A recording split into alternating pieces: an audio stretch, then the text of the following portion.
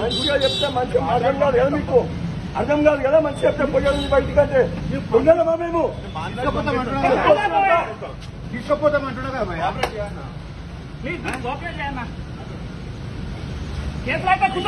ఏం చేస్తే దేనికైతే ఇంటికి వచ్చి తీసుకోవాలి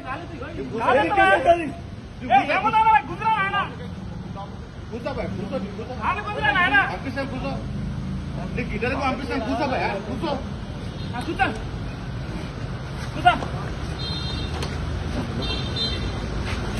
కూర్చోబోయా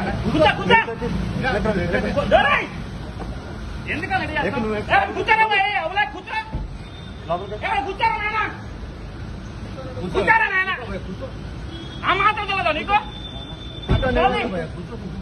కాదు చెక్కప్రా నీకు.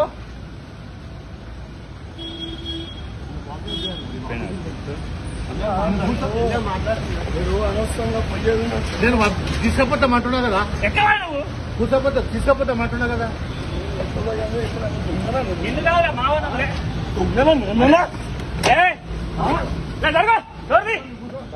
ఎక్కడ బాబు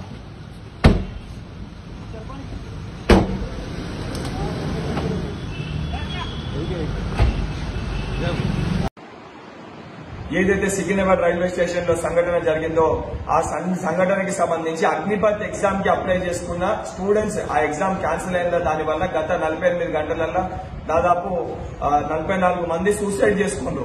వారు బాధ ఆవేదనతో వారు సంఘటన చేశారు. కానీ కొన్ని కథనాలు ఎన్ఎస్ఐ కార్యకర్తలు చేస్తున్నారు. దీన్ని మేము తీవ్రంగా ఖండిస్తున్నాము.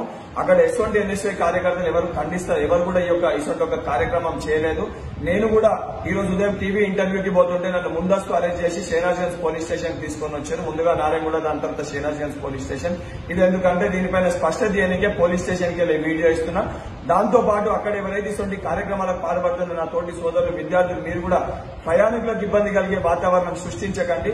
ఎన్ఎస్ఐ నాయకులు అటువంటి వాళ్ళు ఎవరైనా అక్కడ చేస్తే దాన్ని ఆపే ఒక ప్రయత్నం చేయండి అని నా ప్రతి ఎన్ఎస్ఐ కార్యకర్తను కోరుతున్నాను.